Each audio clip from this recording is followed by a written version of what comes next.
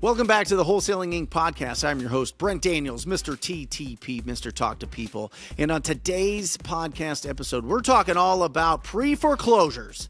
That's right. It is one of the most powerful lists there is, but it's also one of the most dangerous lists. And we're going to be breaking that all down and giving you the right practices, the right principles for you to approach every single pre-foreclosure so that you can truly help out people that are in a really rough place. Here we go.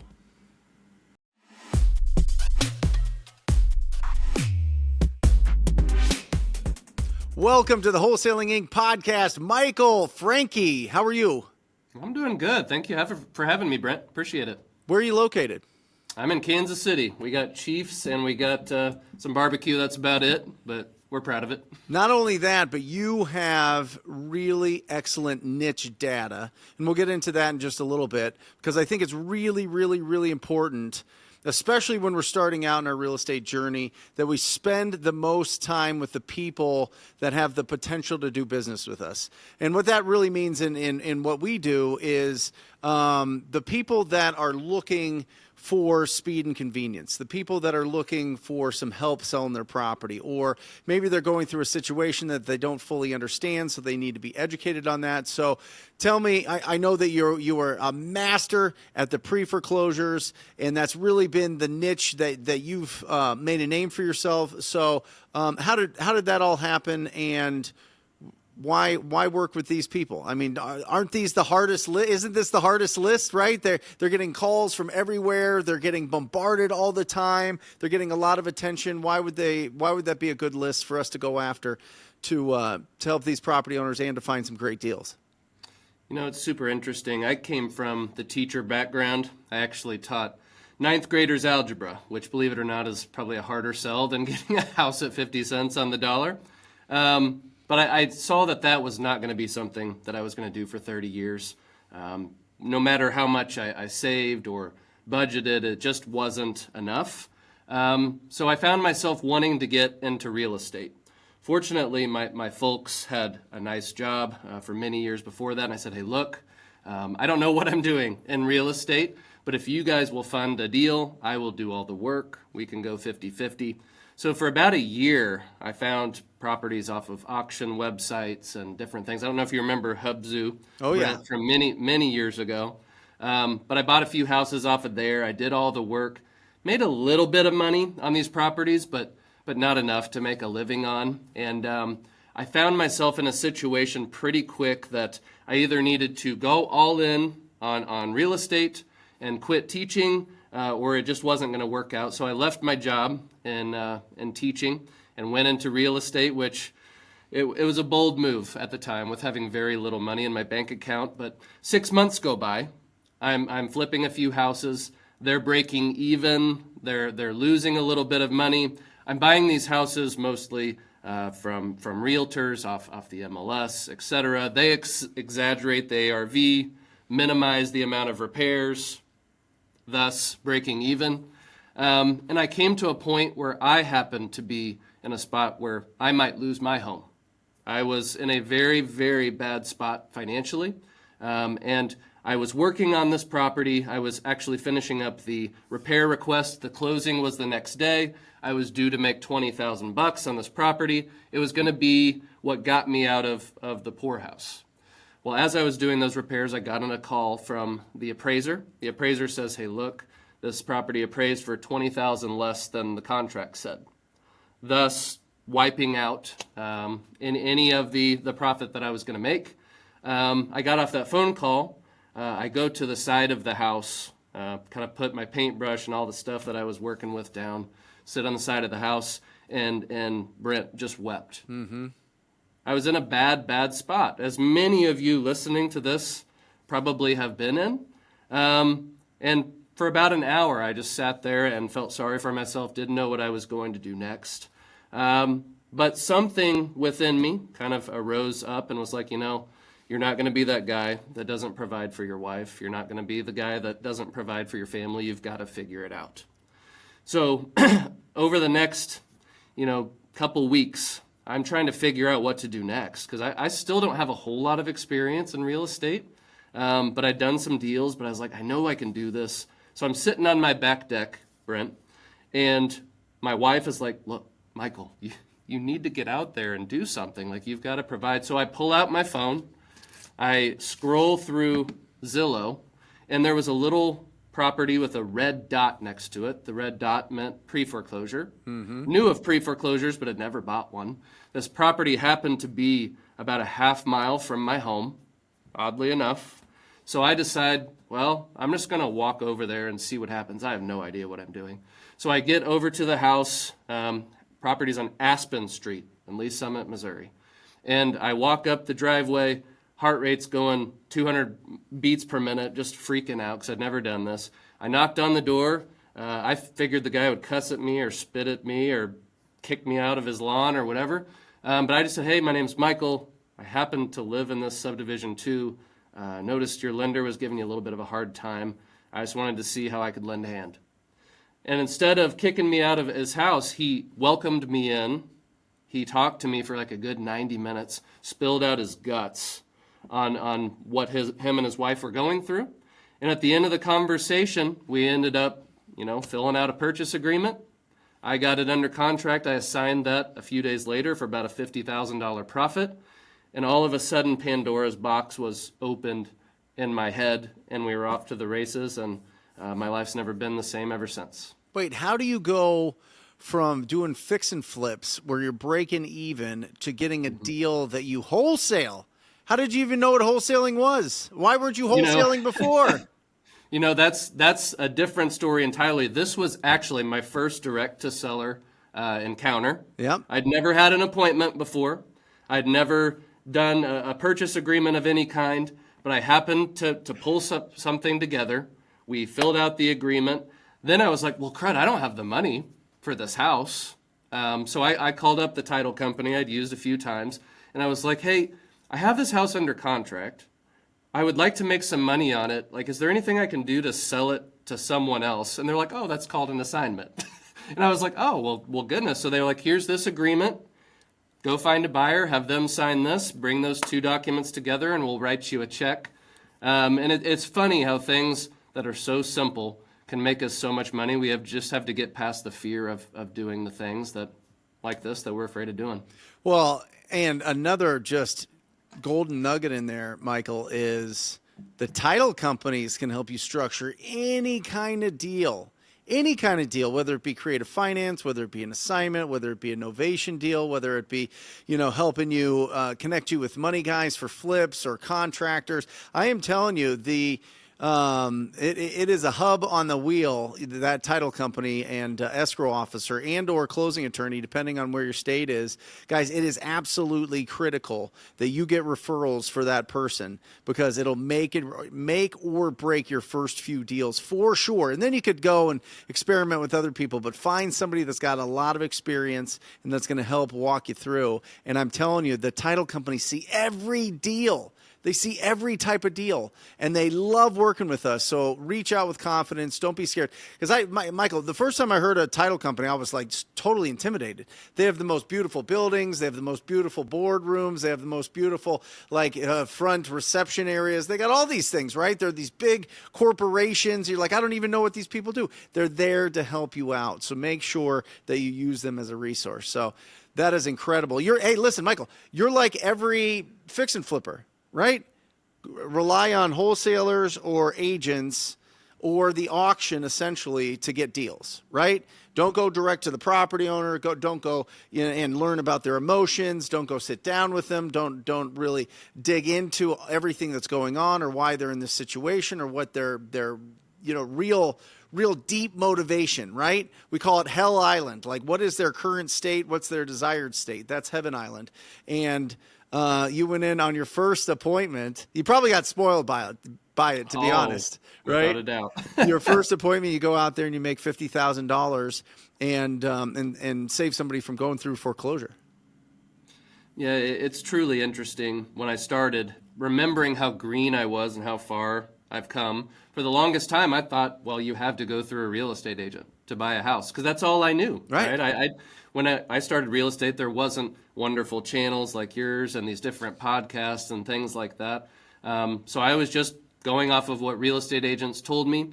And it took me being backed into a corner almost to force a good deal out of me. And then from there, I was like, oh, well, you can assign a property. And then it just was learning over the next decade to where I am now, done north of 800 foreclosure deals at this point. And it's just a way of life, and just want to help as many people that are getting into this business, change their life and change the lives of these sellers that we want to serve. I love it. A true master at this niche. This is going to be incredible. So let's dig into this. Let's get into the nitty gritty here, Michael. How do you find the list of, obviously you can go right on Zillow and look for the properties that say that they're in foreclosure. Is there a better way? Is there a faster way? Is there a more effective way to find out the people that are in this situation or have been served a notice? First off, let's go over where these pieces of information are stored, and then we can talk about the more efficient way. For the longest time, I went to gather information by myself. You could get that from, USA public notices. All 50 states have information there. Stuff like auction.com or other platforms like that. And then there are different attorneys out there that host these foreclosure sales, trustees they call them. Yep. And you can go to their websites and they have all that information. So if you wanted, you could go get that information manually, skip trace it, do all of that legwork, or you could focus more time on TTP, talking to people, and automate this data. So we have a service called nichedata.ai to where we've done this for you, to where this information is gathered from every site that you can imagine, 400 or 500 sources at this point, and gathers that information daily, skip traces it, and gets you more time speaking to sellers instead of doing that $10 an hour admin work. So is it right when a notice comes out? That's when you get notified. Is it best? Well, first let's answer that. So right when the notice comes out, you get notified. So every single day we gather this information. Then that information is provided in a portal for you. So it's the same day information that it comes out from the county. Awesome. And do we go out to them that day? I mean, is it better to start the process as soon as they get the notification, or is it better to start after, a bunch of people have been reaching out to them or they're getting close to the auction? When is the best part in this timeline? Because typically, depending on the state, there's kind of like this 90-day window from the time that they get a notice to the time that it actually goes to the auction, right? For them to actually get bidders that are going to buy this property at auction, or it goes back to the bank. And so is it day 1 or day 90? So it's all of the above. Okay. But as Ricky Bobby once said, you if you're not first, you're last, right? Mm-hmm. So you want to get there first, establish that relationship with the seller. So I like to have my acquisition people get out there to that doorstep day 1, make that cold call day 1, try to speak to these people. But also, you're going to have people at the very end of the process. They've stuck their head in the sand the entire time, so you're going to want to be there. So I'm a math guy. I had a math degree, so I'm kind of nerdy on that. So over all of the deals, I plotted it on kind of a timeline. And generally, people take action in the first 14 days after a notice of trustee sale is filed, or they take action in the last 14 days until the sale. Imagine the people at the beginning. They're actually responsible people. They've just had something in their life, a catalyst that has happened to them.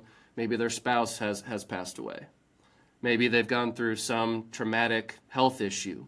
Something has happened to where they got behind on their home, but they get that notice of trustee sale and they're like, oh my goodness, I cannot rest until this is taken care of. I need someone to come in here, walk me through my options, potentially sell my house to them.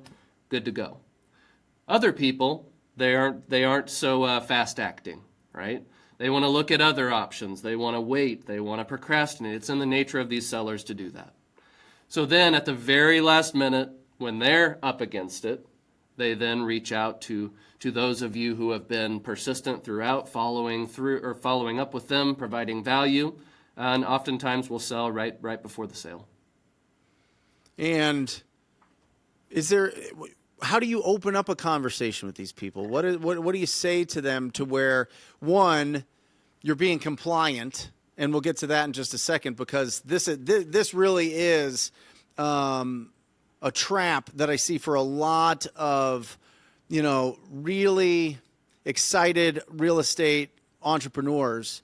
They can really do a bad job here. They can really be kind of deceitful in this process. And this is usually where you see, lawsuits come up, at least when it comes to like consumer protection lawsuits, not necessarily coming from the property owner themselves, but a lot of complaints about what happens in the foreclosure, what was said, all those things. So how do you go in there and explain what you're trying to do, and do it in a compliant way? Because this is really important, guys. This is really, really, really, this is a slippery slope. It truly is, because there is a lot of different ways to go out there and get those people to call you by being deceitful and getting into a relationship with them and walking them down the wrong path. And Michael's here. Specifically, I wanted Michael here to put this in the right way and put this in your hands so that you can go out there and do it the right way and do it long term. So what do we say to them, and how do we do it? Yeah, first off, one of my core values is treating these people the right way. And you're going to come across a lot of situations where you could take advantage of someone. And unfortunately, people do that. But my goal is to kind of change how people look at real estate investors from, the greasy car salesman, the low baller, the cheaters, to, hey, look, those real estate investors, they want to make money, certainly. But they're pretty doggone good people, and they'll take care of you. So first off, you've got to come into each one of these situations with the right heart. And I come from a background of faith, so you don't necessarily have to believe that, but I believe this is my mission field, not just my vocation. So I really want to serve these people, but kind of a way that I've always approached it. The first line, it's funny, it's almost the same as the first street that I went to on Aspen. I can just simply call them up, door knock them, text them, whatever it might be. Hey, my name's Michael. I noticed Wells Fargo was giving you a hard time. I'm guessing you probably have it handled, but I just wanted to reach out, go through some options with you, and see if I could be a value add. Something like that, to where I come across as an authority, someone that also acknowledges their situation and shows some care. But I just want to be that trusted advisor in their life. I don't want to be the real estate investor that is just trying to take advantage of a bad situation. So what are the options that you give them? Yeah. So you and Pace actually did a video about this many years ago. I think you guys had 9, a bunch of different options, but I've kind of pared it down to 5. Number 1 is they can reinstate the loan.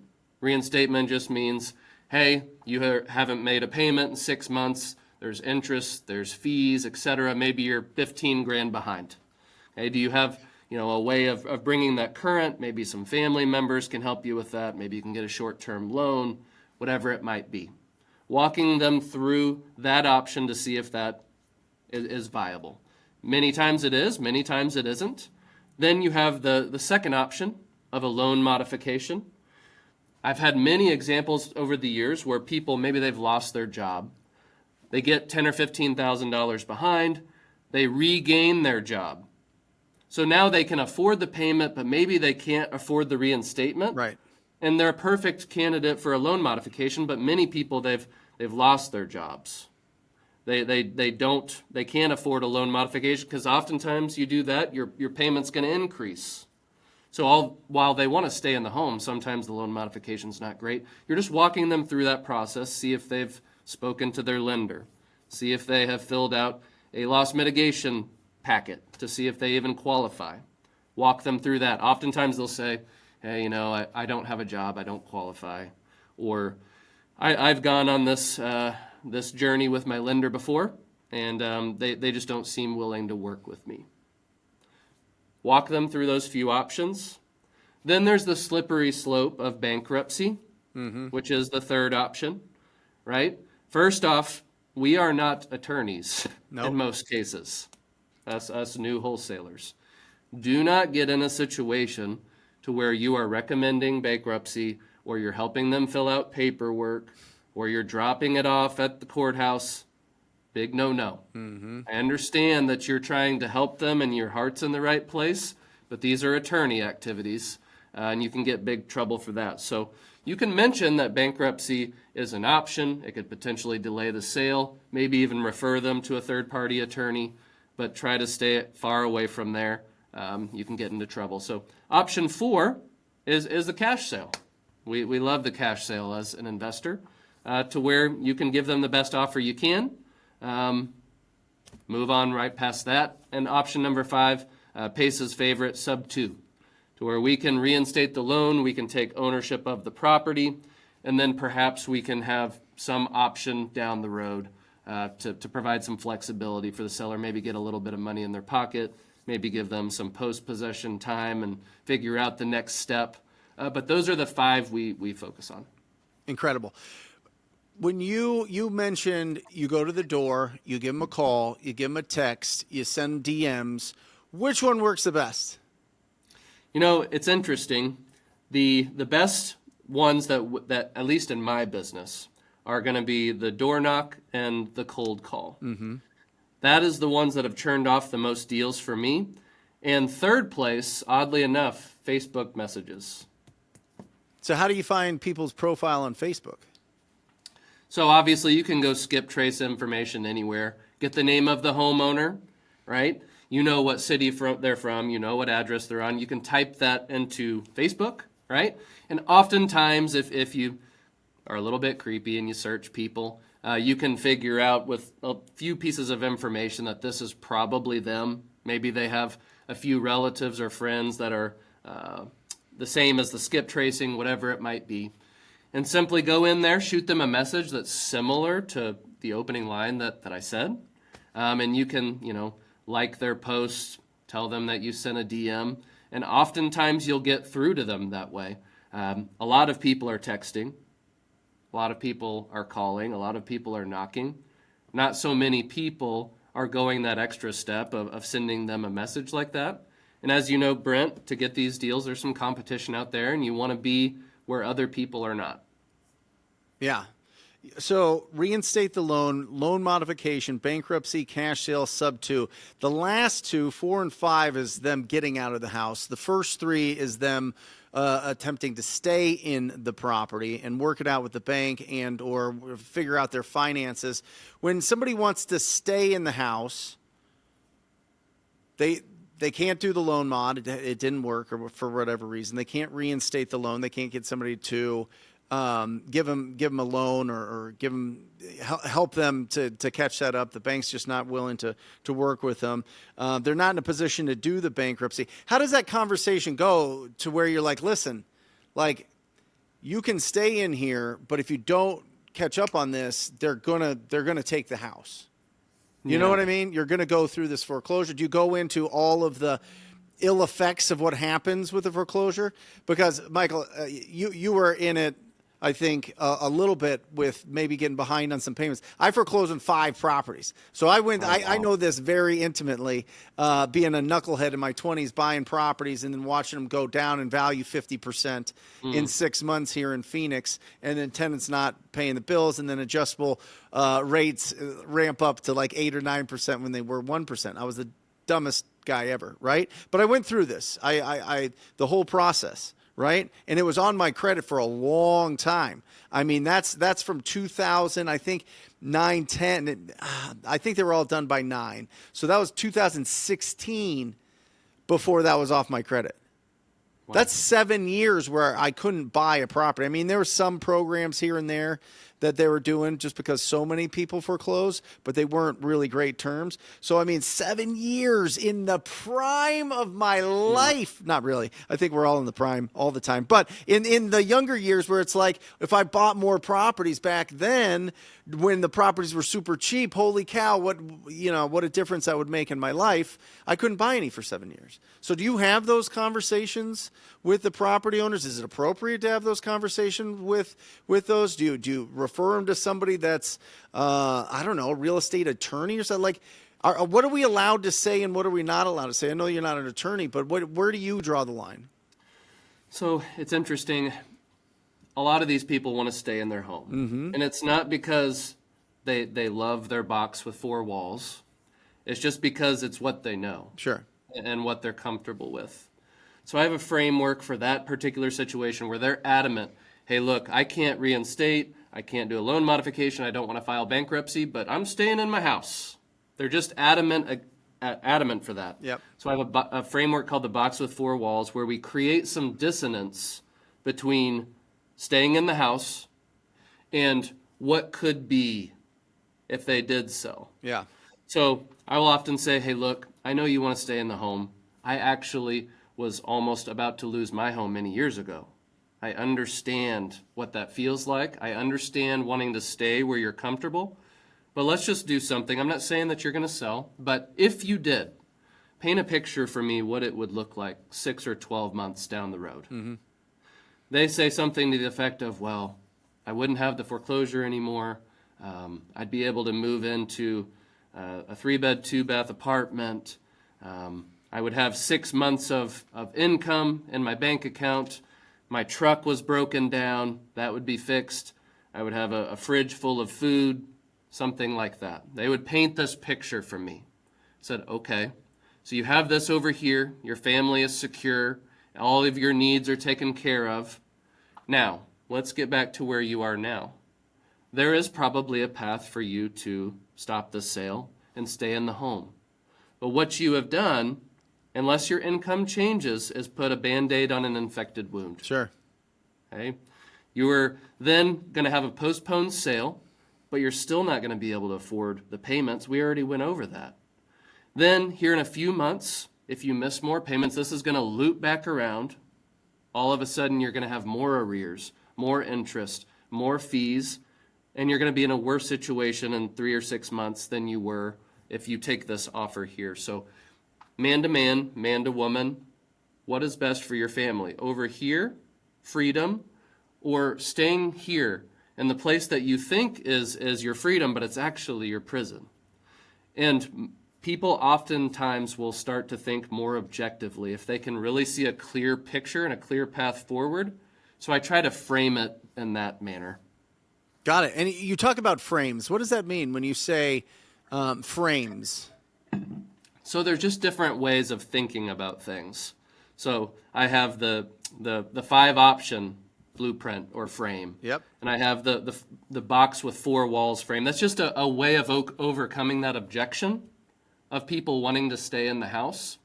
And many times you try to overcome that with logic or things like that. But they're firmly entrenched into the path that they want to stay in their home. You really have to get them to think and visualize what can be, compare that to where they are, and really critically analyze, like, what is better for my family? Yeah. The prison that I've built that I'm trying to stay in, or potential freedom over here with more money in your account, no foreclosure, immediate needs taken care of, etc. Are you finding you've got this niche data? So is there more foreclosures? Is there less foreclosures? Is it the same amount? What are you seeing on that front? You know, it's interesting tracking that over the last 6 or 12 months. For the longest time in America, you'd hover around 600 to 700 new foreclosures every day. Notice of trustee sales. We're not talking about notice of default or anything else. And then you'd have, of course, all the old ones. Right now, we're hovering around 1,000, 1,100 of them a day. So it's trended up 20, 30% at least. And I like to look at some leading indicators. Brent, you probably do some of the same stuff, but looking at credit card debt, right? How is that working out? Well, there's more credit card default right now than any time in a long period of time. I also saw a stat back in January that car default was at about 1.5%, right?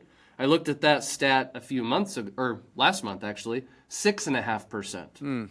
So it's 4x in that amount of time. So you can imagine credit card default, car default, what would be next? Mortgage default. Yep. So I'm definitely seeing an uptick in it. It's a great time to have this skill of being able to serve homeowners, solve their problems, and potentially buy houses if you provide enough value to them. Yeah, Michael, one of my mentors, Derek, he sent me an article that was talking about how many FHA loans right now are being subsidized by the federal government through the COVID Relief Act, and it is something like 84% of people that were behind on their payments, and they go in for the loan modification. They take the amount owed, the amount that's in arrears, and then they put it on the back of it. They don't charge interest on it, but they put it on the back of the loan.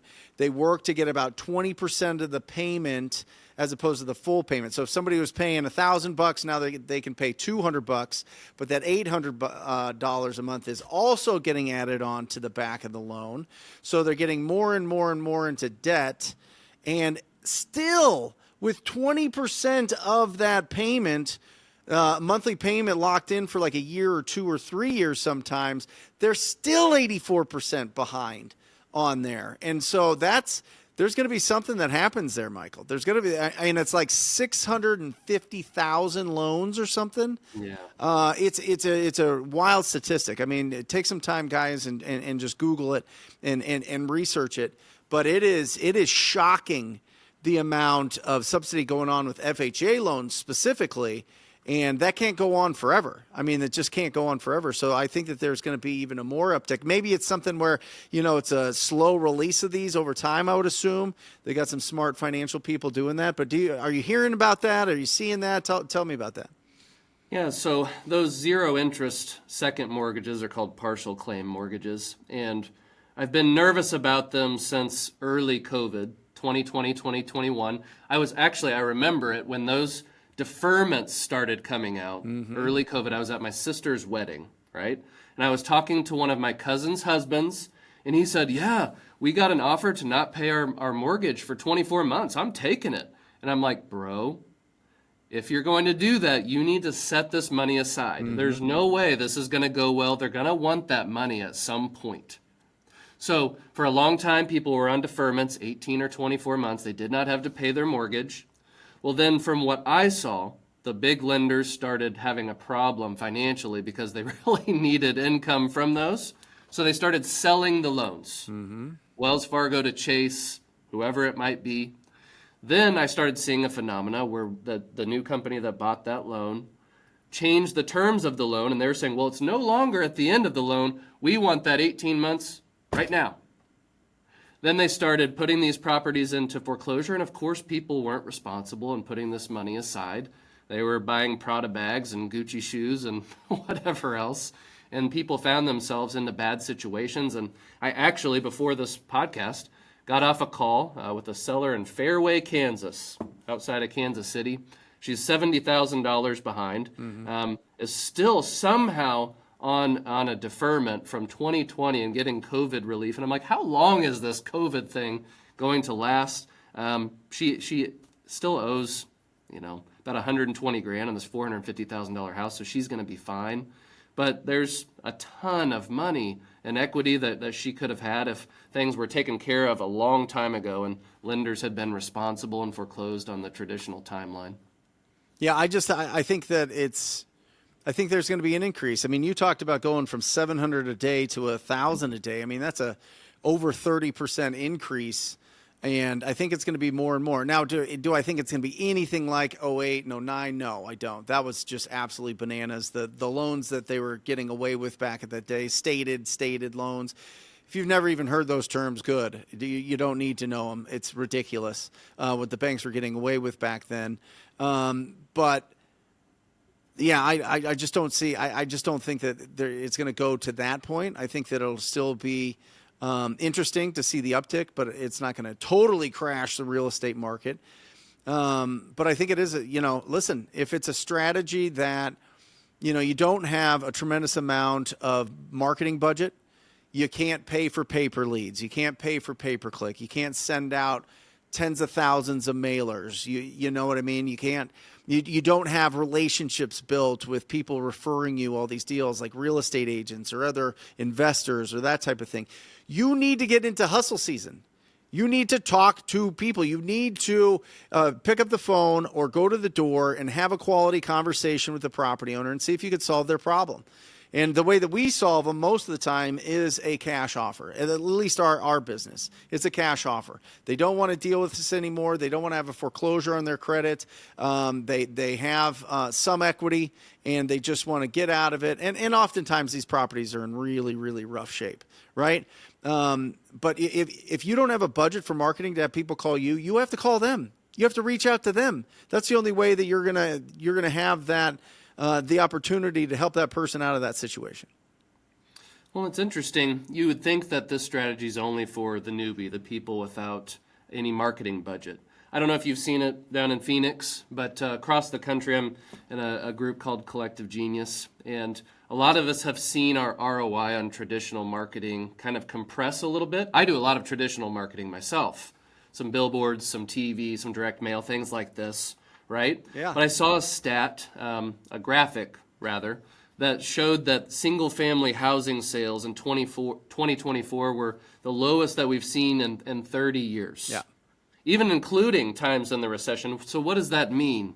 It means that there's less people that are willing to sell. Why? Well, it means that they probably refied if they had half of a brain back 2020, 2021, 2.5%, 3.5% interest rates, so they're locked into their rates. Inflation goes up, so people don't have down payments for new housing.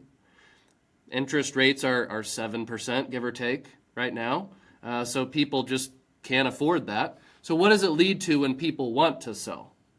It leads to them, they don't have much money, so they need to get the most for their offer, so they're having 4, 5, 6 people out. So if you're not on your game in terms of your sales, your marketing budget, it's going to be really hard to get a deal. Mm-hmm. So a lot of times these investors, they're paying too much for the house. So instead of getting like a 10 to 12x ROI, it's compressed down to 2 to 4. Mm-hmm. So does that mean I would stop traditional marketing? Heck no.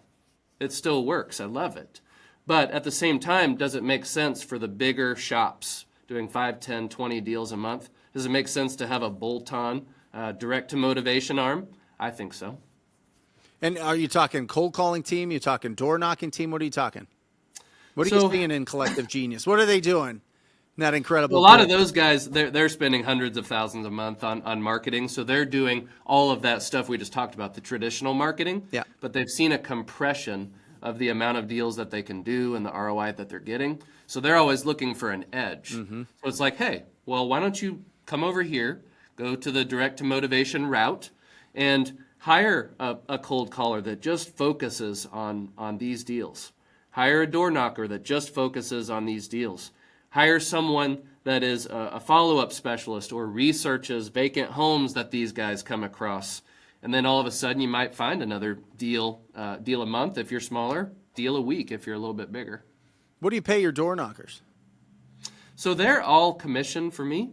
Well, it depends. Over the years I've had all commission. I've had people that they're employees, they get a small base and then they get a commission, but anywhere between 10 to 20%, depending on their skill level and the size of the deal that they generate. Amazing. So 10 to 20% when it closes, mm-hmm. Right? And nothing up front for giving you the lead?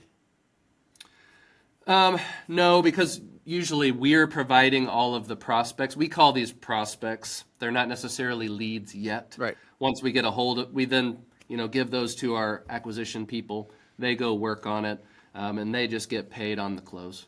So yeah, what I mean is you're not, hey, oh, that was a great lead. Keep these guys going. You're not paying them a base. They're just on commission. They're paying for their own gas and tires and brakes and all that other stuff, right? And I've seen other companies where they go, hey, any new lead, I'll give you $50 or $100, and then I'll give you the commission once we get it closed. But you're just straight commission.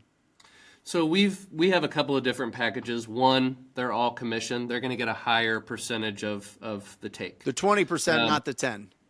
Yes. Yeah. Then the other folks, generally they have a small base, not enough to pay for all their bills, but enough to take care of a lot of it. And then they get a smaller commission because they have a little bit less risk. What about leave behinds? What about you go to somebody's house, they don't answer, nobody's home, or they just don't answer, and do you leave anything behind? What are the do's and don'ts for that? So I try to juice the juice out of everything that I do. So if you're at a door knock and you knock on the door, they don't answer, and you leave, you basically accomplished nothing. They didn't know you were there. But while you're there, of course, you want to leave some sort of marketing behind. A lot of people are leaving sticky notes. I know Pace and I did a piece of content a few months ago where he leaves like paper plates or something, just goofy. But you also want to talk to the neighbors, anyone around there. Do everything you can in every action that you do, and it'll yield more deals for you. Got it. So you're just leaving, what do you leave behind? Yeah.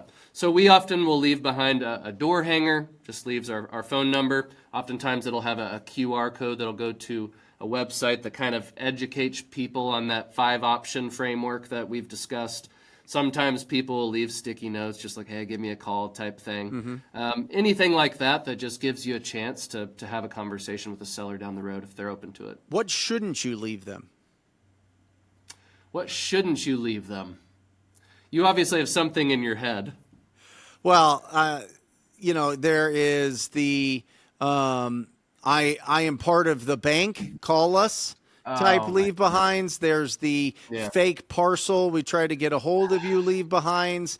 There is the call us about this filing leave behinds that leaves mystery to it. I mean, there's all sorts of shenanigans, Michael. You know what I mean? I mean, I've been doing this I've seen it all. I mean, I've seen people leave the craziest things ever at the door to try to get somebody to give them a call and literally just kind of faking that they're part of the government and or part of the bank, you know what I mean? Or just, somebody that's Amazon, you know what I mean? Like, it's crazy. Yeah, so we had talked about this before we went on air, but there is a company here in Kansas City, I obviously won't mention who it was, but they got more and more talented in terms of getting a hold of these sellers. And for a while I was like, oh, these marketing pieces are great. Like, I didn't even think of that. Well done. But then it got more and more deceptive as they went. And we got away from the pure essence of, we're here to serve these sellers. And if we provide enough value, there's be some money that falls out the bottom of the funnel.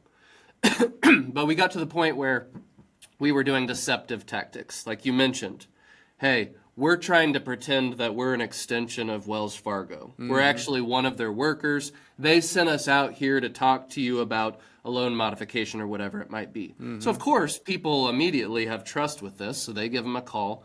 Or perhaps you have a certified mailer. They leave the little sticky on your door, and UPS leaves those, and it says, hey, we have a piece of mail for you.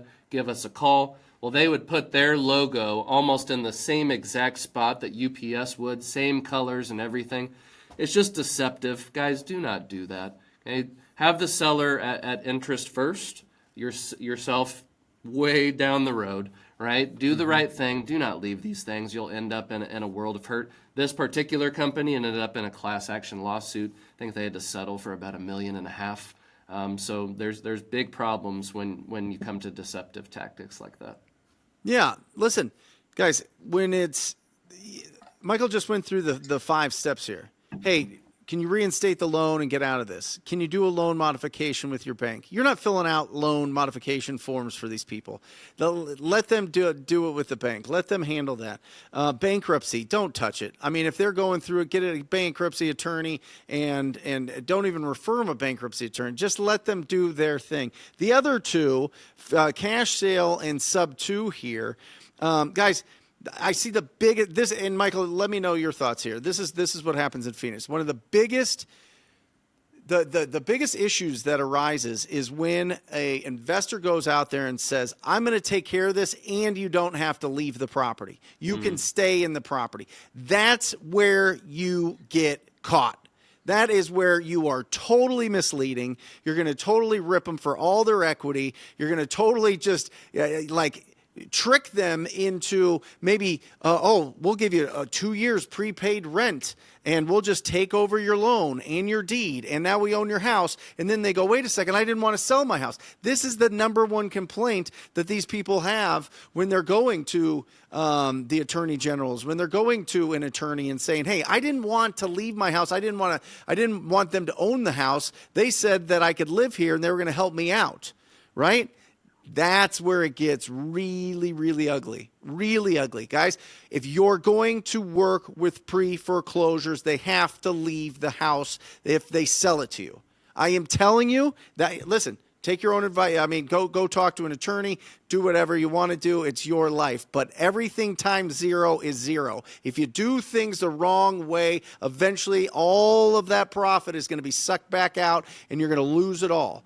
So my fundamental rule is in our business, and when I coach my students, is if you're going to work with pre-foreclosure, they have to understand they got to close this chapter and open up a new one. They got to move on with their life.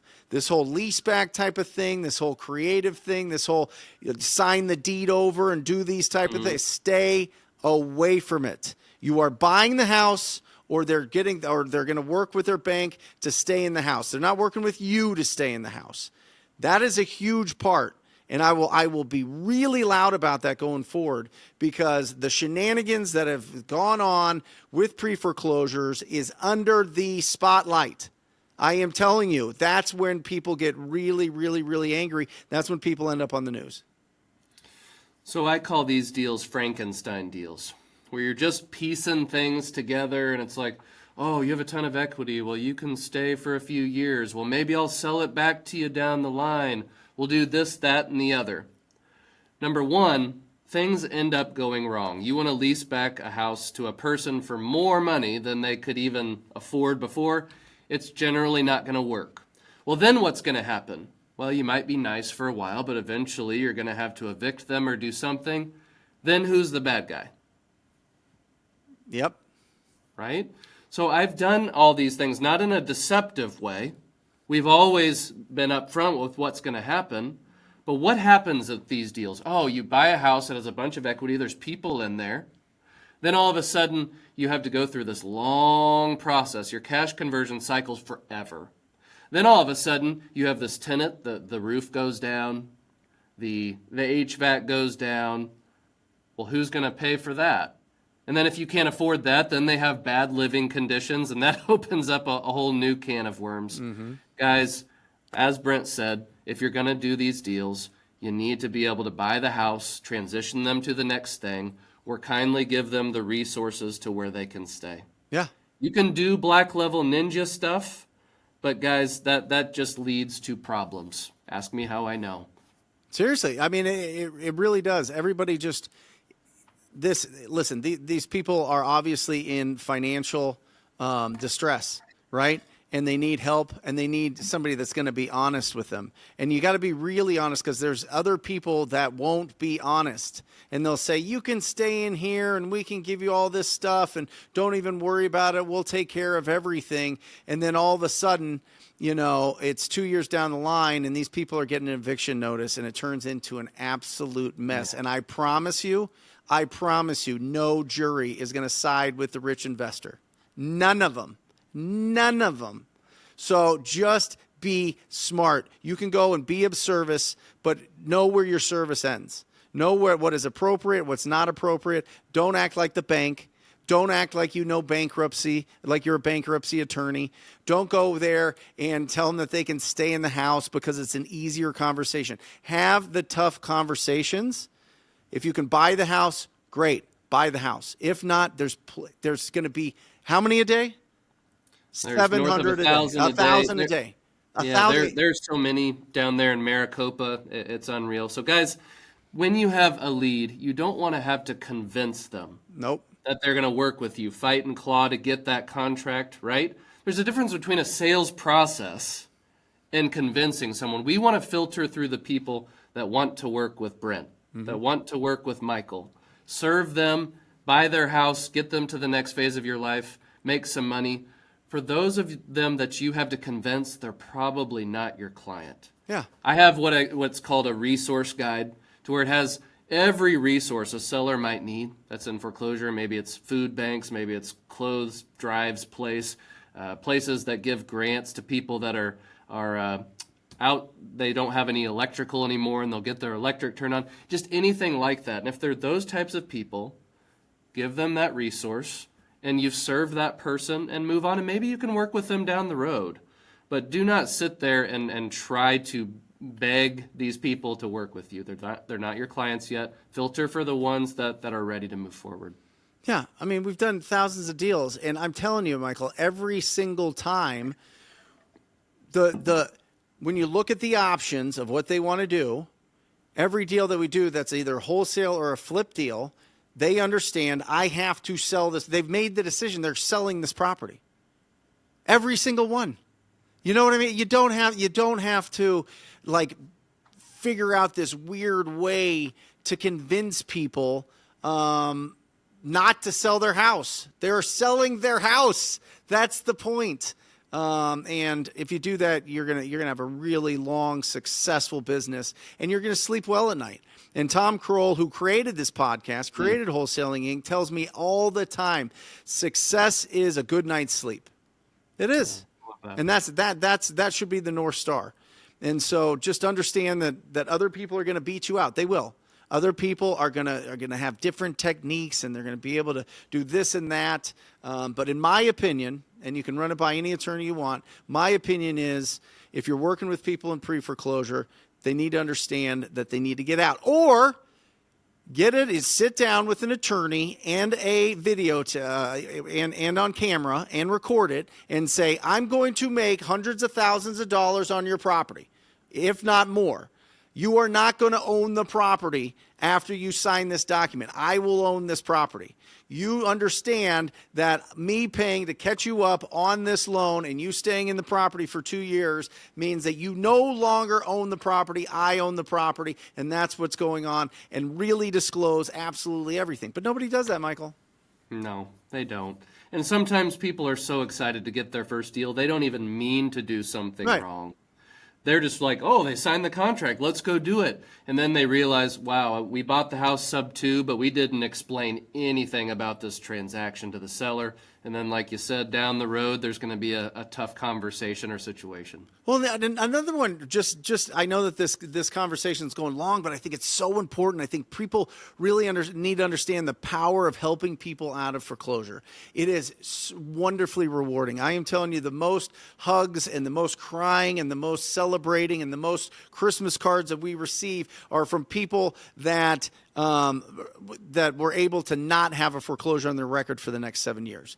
You cannot imagine what kind of box that puts you in if you have a foreclosure on your record for 7 years. It's crazy. Okay? You got to do it the right way. You got to do it the right way, and you have to understand if you're helping them with a sub 2, this is where I was going. I kind of lost track of it. With a sub 2, don't keep them in the house. Do not keep your sub 2 people in the house. This is ridiculous. I'm just telling you, if you sub to it, you do it cash, they need to move. They need to move. And be careful. Definitely. I have so many stories. We could talk for hours about that. Yep. But guys, if you're a black belt, maybe, but I don't even recommend it then. Guys, if you're gonna work with these people, you need to be transparent with them from the very beginning. Lay out the path moving forward of how things are going to work. And you may lose that lead to someone else that has, some Frankenstein plan to move forward. But you know what? That's got to be okay. Like we've talked about, foreclosures on the rise. There's always someone else out there you can serve. Yeah, unless you want to document it, disclose absolutely everything, make sure that everything is signed, everything is recorded, everything is so that you have a case when it comes. Because if you don't, nobody's going to believe the rich investor. I'm just telling you. So, guys, you can get that list, and a nice transition here. Nichedata.ai, you can get those lists of pre-foreclosures. It comes with the skip tracing. What else does it come with? So it comes with all the skip tracing for not only the homeowner, but all of their relatives. So as you know, Brent, a lot of times these people pass away, or maybe they're in an assisted living community, or maybe they've just moved away.